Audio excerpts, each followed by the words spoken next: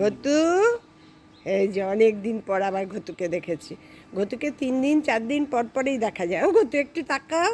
এই যে এইদিকে এইদিকে, এই যে এই যে একদম আই কন্ট্যাক্ট করে। ঘটু, ওই দেখো কি হয়েছে, ভীষণ ভীতু।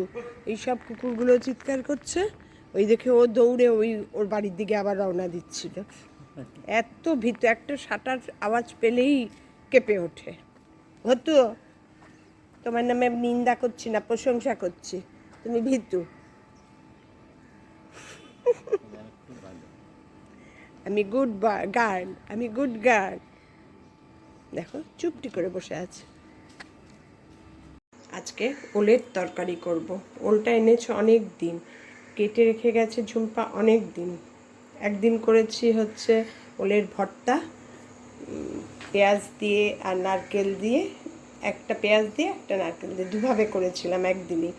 আর আজকে করছি তরকারি। এটা একটু ভাপিয়ে নিয়েছি প্রেশারে, জাস্ট একটু ফুসফুস আওয়াজ হয়েছে। বেশি করলে গলে যাবে না, ওলটা খুব ভালো, আগের দিন দেখেছি। তো এবার তরকারিটা কি দিয়ে করছি, কিভাবে করছি তোমাদের দেখাচ্ছি। এবার রান্নাটা শুরু করছি। আগে ওলটা সেদ্ধ করে নিয়েছি, কড়াইয়ে তেল দিয়ে দিয়েছি। এবার ফোড়ন দেবো হচ্ছে একটু জিরা ফোড়ন দেবো।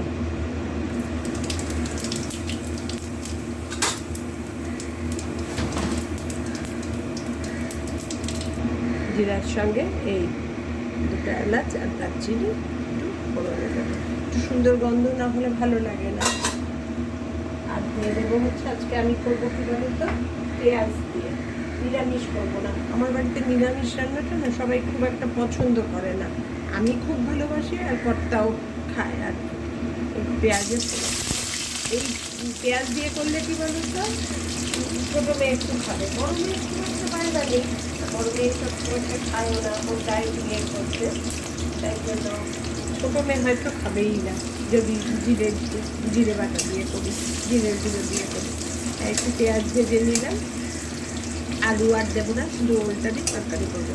পেঁয়াজটা একটু ভাজা ভাজা হোক, তারপরে টমেটো, পেঁয়াজ, অল্প একটু রসুন, আদা, কাঁচা লঙ্কা সব পেস্ট করে এনেছে,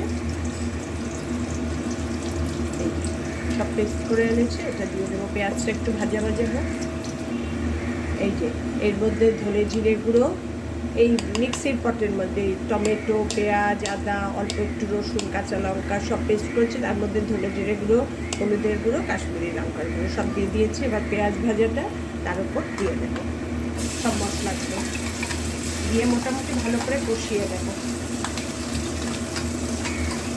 তারপরে ওল সেদ্ধ যেটা করে রেখেছি ওটা দিয়ে ঝোল বেটে, মানে একটু বয়েল করে নিলে কি বলো তো, ওলটা সুসিদ্ধ হয়।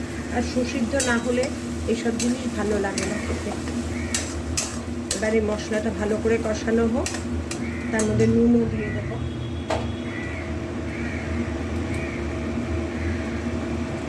নুনও দিয়ে দিলাম, কারণ ওল সেদ্ধর মধ্যেও নুন দিয়েছি, সেজন্য একটু বুঝেই নুন দিলাম। মশলাটা দেখ কি সুন্দর কষানো হয়ে গেছে।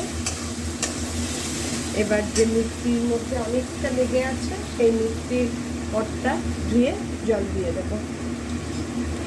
একদম তেল ছেড়ে এসছে। এই মশলাটা একটু ভালো করে কষাতে হবে, নাহলে কিন্তু ভালো হবে না। এবার মিক্সির পট ধোয়া জলটা দিয়ে দিলাম। এবার একটু ফুটে উঠুক, তারপরেই ওলগুলো যে সেদ্ধ করে রেখেছি ওগুলো ছুরি দিয়ে কেটে কেটে দিয়ে দেবো। মশলাটা কষানোর পর মিক্সির পট ধোয়া যে জলটা দিয়ে দিয়েছে, তাতে দেখো কিরকম ফুটে উঠেছে। এবার এই হাতে ওলগুলো নিয়ে এরকম পিস পিস করে, কারণ সেদ্ধ আছে তো খুব ছোটও করবো না, পিস পিস করে দিয়ে দেবো। আর ভালো করে, অনেক সময় পিস করতে গিয়ে অনেকে না সুন্দর পিস করে, আমি এত ভালো সুন্দর পিস করতে পারি না। আমি ছুরি দিয়ে যেরকমভাবে মনে হচ্ছে কেটে এই মশলার সঙ্গে একটু কষাবো, মানে ওলের সঙ্গে মশলা কষিয়ে তারপরে ঝোল দেবো। ঝোলও খুব একটা বেশি দেবো না,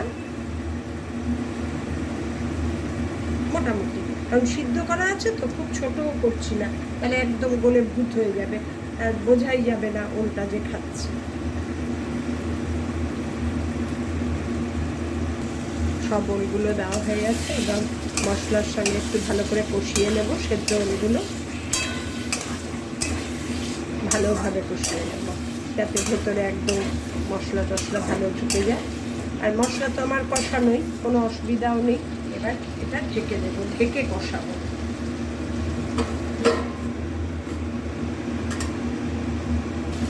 ওলের সঙ্গে মশলার সঙ্গে ভালো কষানো হয়ে গেছে, ঢেকে দিয়ে গেছিলাম। এবার ঝোল দিয়ে দেবো। খুব যে একটা বেশি ঝোল দেবো তাও না, আবার একদম কম ঝোল তাও না।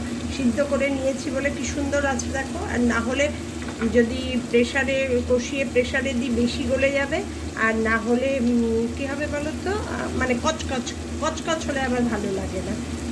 এবার ঝোলটা দিয়ে দিলাম, এটাই মোটামুটি টেনে অনেক কমে আসবে। যেটুকু মানে আর কি ঝোল ঝোল একটু রাখা সেরকমই।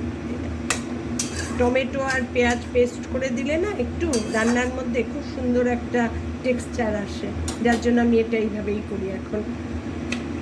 আর একটু ঝোল দিয়ে দিই, ফুটে উঠো।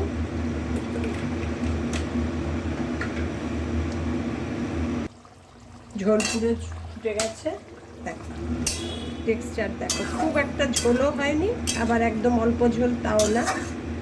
আমি আর আলু দিইনি, আলু ছাড়াই করলাম। দেখো একদম সিদ্ধ করে নেওয়াতে কি গলে যায়নি ব্যাপারটা। নাহলে ওল কি বলো তো, যদি রান্না করে সেদ্ধ করি না, প্রেশারে কষিয়ে করি, তাহলে দিয়ে পরে প্রেশারে দিই, তাহলে মানে একদম গলে যায়, কারণ মশলার মধ্যে কষানো হয়। সেই জন্য আমি আগে একটু বয়েল করে নিয়েছি। এবার ওপরে একটু ধনেপাতা কুচি দেবো আর একটু ঘি দেবো, অল্প একটু ঘি দিয়ে দিলাম। যে কোনো রান্নায় একটু ঘি দিলে দেখবে একটা আলাদা টেস্ট হয়। আর একটা করে আইটেম রান্না করি তো, একটু টেস্টফুল না হলে আমার চলবে না। কারণ আমার বাড়িতে আমার খাওয়ার না সবচেয়ে বেশি, মানে টেস্টি খাওয়া না হলে আমার খেতে ইচ্ছা করে না। এমনি সব খাই, কিন্তু কী বলো তো, বাট একটু টেস্টি হতে হবে আর একটু গুছিয়ে দিতে হবে। ওই যেভাবে ইচ্ছা ফেলে দিয়ে দিলাম ওইভাবে হলে আমি খেতে পারি না। এই ওপরে একটু ধনেপাতা ছড়িয়ে ব্যাস, এবার গ্যাস অফ করে ঢেকে রেখে দেবো কিছুক্ষণ স্ট্যান্ডিং টাইমে, তারপর নামিয়ে নেব। কেমন লাগলো আমার ওল রান্না জানিও।